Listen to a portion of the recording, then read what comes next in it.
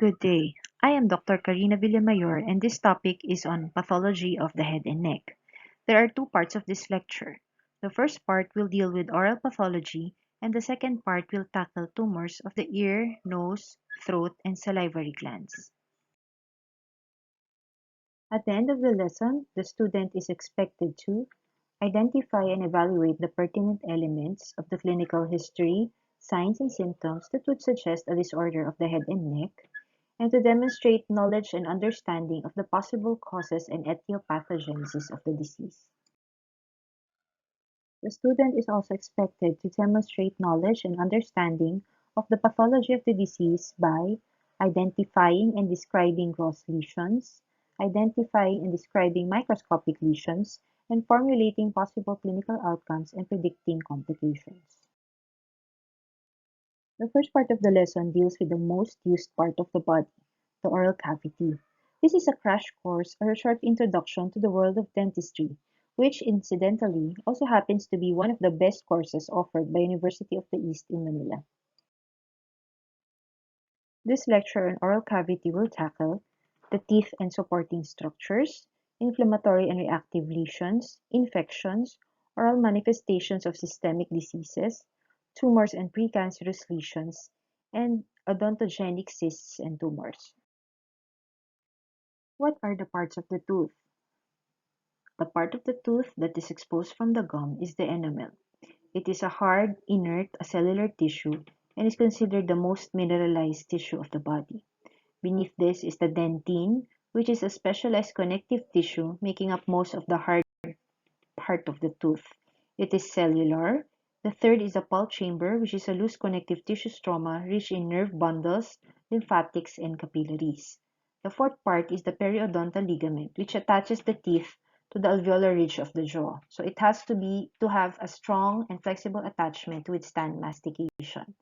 There are three inflammatory lesions commonly affecting the teeth and gums. These are the dental caries, gingivitis, and periodontitis. Here is a descriptive case for this topic. We have a 43-year-old male construction worker who noted easy gum bleeding while brushing his teeth. He consulted a dentist, and this is a gross picture of his teeth and gums. The dentist noted marked gingival recession with erythema or redness. There was also note of extensive plaque and tartar deposits surrounding his teeth. Deep pocket spaces were also seen in between the teeth. What does this patient have? Let us go through the three inflammatory lesions first before we diagnose the case. The first inflammatory lesion we will discuss is dental caries. This is considered the most common cause of tooth loss before 35 years old. In recent years, the incidence of dental caries has decreased due to improved oral hygiene and fluoridation of water. The fluoride incorporates into the crystalline structure of enamel, forming fluoroapatite, which is resistant to bacterial acid degradation. So how do you get caries? Dental caries are usually brought about by poor oral hygiene. Bacteria present in the oral cavity can ferment food sugars and produce acid metabolic end products. It is these end products which can cause mineral dissolution of tooth structure. Here is a cartoon depicting the formation of dental caries. These pictures depict the levels of severity in dental caries. Gingivitis is defined as the inflammation of the soft tissues surrounding the teeth or the gum. The lack of proper oral hygiene also predisposes to gingivitis. There is formation of dental plaque, which is actually a complex mass of microorganisms from the normal flora, proteins from saliva, and desquamated epithelial cells. Continuous buildup of plaque leads to mineralization, which form extensive deposits around the teeth, which you call calculus or tartar. When the plaque builds up beneath the gum line, inflammation and reddening occurs, and this is what we know as gingivitis. Gingivitis is most prevalent and severe in adolescents. We can prevent gingivitis through improved oral hygiene by brushing, flossing, and regular dental visits. Periodontitis is the inflammation of the supporting structures of the teeth, namely the periodontal ligaments, alveolar bone, and cementum. The common culprits involved in adult periodontitis are Porphyromonas gingivalis, Prevotella intermedia, and Aggregatibacter actinomycetum comitans. There are 300 types of oral bacteria, and it is the facultative gram-positive bacteria which are found in healthy gums. Among the different inflammatory lesions of the oral cavity, it is only periodontitis, which can serve as both a component and an etiologic factor in systemic diseases. What is the pathogenesis of periodontitis? This occurs when there is a marked shift in the types and proportions of bacteria along the gingiva, with the predominance of anaerobic and microaerophilic gram-negative flora, coupled with environmental factors such as poor oral hygiene. Worsening periodontitis could lead to complete destruction of the periodontal ligament and alveolar bone, leading to loosening and eventual loss of the tooth. Going back to the case, our patient had periodontitis, secondary to the effect of dental plaque formation driven by oral bacterial flora. He must be advised to practice regular dental cleaning and gentle toothbrushing to prevent further gingival recession and bleeding. We now proceed to the inflammatory or reactive lesions of the oral cavity, which may present as tumor masses or ulcerations. There are four types of fibrous proliferative lesions of the oral cavity. The most common is the irritation fibroma, followed by peripheral ossifying fibroma, pyogenic granuloma, and peripheral giant cell granuloma. Irritation fibroma is also known as traumatic fibroma or focal fibrous hyperplasia. This usually occurs after a history of trauma and is commonly observed within the buccal mucosa or bite line or gingivodental margin. Grossly, they appear as an exophytic nodule or bump which has the same color as the surrounding mucosa. Under the microscope, it appears as a nodular mass of fibrous tissue with few inflammatory cells covered by squamous mucosa. It is said to be a reactive proliferation of fibrous tissue caused by repetitive trauma. Pyogenic granuloma presents as a well-circumscribed, elevated, sessile, or pedunculated red to purplish soft mass. Because of its size, which may increase up to 5 cm, it may also become ulcerated. They usually present in the gingiva of children, young adults, and pregnant women. It has the capacity to regress or undergo fibrous maturation and develop into a peripheral ossifying fibroma. Under the microscope, you will appreciate a highly vascular pedunculated lesion composed of organizing granulation tissue with mixed inflammatory cells. Pyogenic granuloma may grow to as large as 2 to 5 cm. Histologically, it appears as granulation tissue, wherein there is a proliferation of various-sized blood vessels, fibrous tissue, and dense lymphoplasmacytic infiltrates. Our second case is a 45-year-old female teacher who felt a nodule while rubbing her tongue on the right side of her mouth. Upon consult, there was a 0.6 cm pink mucosa-covered mass next to the first molar on the lower right on the bite line. Excision was done with no recurrence. What is this case? This case is irritation fibroma. This is a common neoplasm resulting from reactive hyperplasia of the fibrous connective tissue in response to irritation or trauma. There are two types of reactive ulcerations found in the oral cavity, the traumatic and aphthous ulcers. By its name alone, you could figure out which would have a history of trauma. Our third case involves a pretty 17-year-old female student who, 2 days before the end of the final examinations, noted a painful, small, gray-white lesion on the right lateral border of her lower lip. She was afebrile and there was no history of alcohol or tobacco use. On examination, there was a 0.3 cm shallow ulcer with an erythematous rim. Should you prescribe medication? Of course not, because this is an aphthous ulcer, or in layman's term, singaw. Aphthous ulcers usually appear during periods of stress and are never large. They're usually observed in the first 2 decades of life, and they may last 7 to 10 days or persist for weeks. Aphthous ulcers, or canker sores, are painful recurrent ulcers which have an unknown etiology. They may be single or multiple, shallow, hyperemic ulcers, and they may be covered by a thin exudate. If biopsy is done, of course, we do not recommend this, there may be initial predominance of lymphoplasmacytic cells with occasional neutrophils if there is secondary bacterial infection. This slide shows the different infections that may present as ulcers in the oral cavity.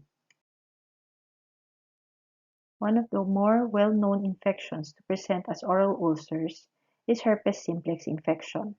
There are two types, your HSV-1, which is the usual culprit of oral herpes, while HSV-2 can cause genital herpes in a few oral infections. They are also known as cold sores or fever blisters. Patients usually present with abrupt onset of vesicles and ulcerations in the oral cavity, whether in the lip, gingiva, and they usually have fever, anorexia, irritability, and lymphadenopathy. In an acute infection, acute herpetic gingivostomatitis can show the following histologic features. Acantholysis, there is usually intracellular and intercellular edema. There is presence of an intranuclear viral inclusion called your Cowdrey type A inclusion bodies found in herpes. On chunk smear of the vesicle fluid, multinucleated giant cells or polykaryons may be seen. Vesicles of herpes simplex usually clear within 2 to 4 weeks, but the virus can still trek along the regional nerves and become dormant in the local ganglia. If there is HSV reactivation, there may be development of the usually mild cold sore or the herpes labialis. It appears in young adults and may be recurrent or triggered by factors such as respiratory infection, stress, cold weather, and menstruation. I bet this slide looks familiar. We have tackled this in fungal infections. Oral candidiasis or thrush is an indicator of a patient's poor immune status. It is caused by the overgrowth of Candida albicans and is considered the most common fungal infection in the oral cavity. Oral candidiasis has three clinical forms. The pseudomembranous, which is the most common, and thrush belongs here. It is called pseudomembranous because there is formation of a superficial, gray to white inflammatory membrane of matted organisms within a fibrinosuppurative exudate. The other less common forms are erythematous and hyperplastic forms. We now proceed to tumors and precancerous lesions of the oral cavity.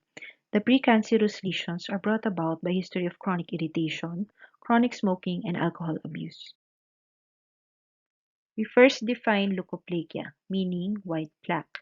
According to the World Health Organization, it is a clinical term used to describe any white patch or plaque that cannot be scraped off.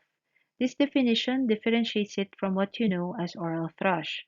Oral thrush pseudomembrane can be scraped off since it is a mass of matted organisms. Leukoplakia cannot be characterized clinically or pathologically as any other disease. It is considered pre-malignant, and the lesion is present for no other reason. Common locations include the buccal mucosa, the floor of the mouth, tongue, palate, and gingiva. Here are some gross pictures of leukoplakia.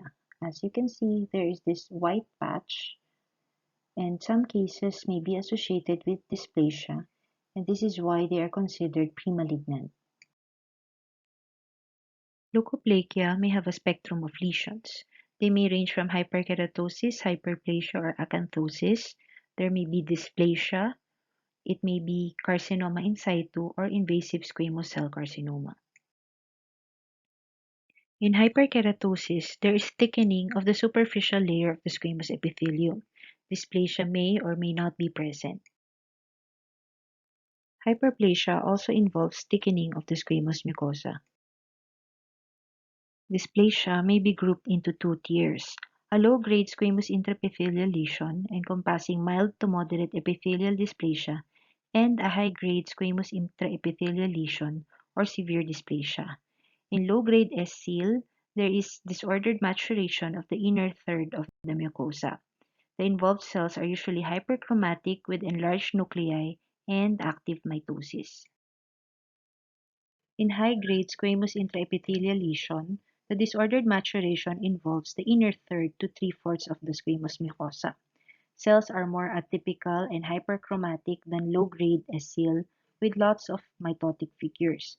The dysplastic cells do not go beyond the basement membrane. If there is leukoplakia, there is also an erythroplakia or red plaque, also known as dysplastic leukoplakia. It presents as red velvety patches, and eroded areas usually remain level or slightly depressed from the surrounding mucosa. There is a higher risk of malignant transformation. It is usually seen in males with a 2:1 proportion around the ages of 40 to 70. Under the microscope, they appear as carcinoma in situ or severe dysplasia, and there is usually increased inflammation with vascular dilation.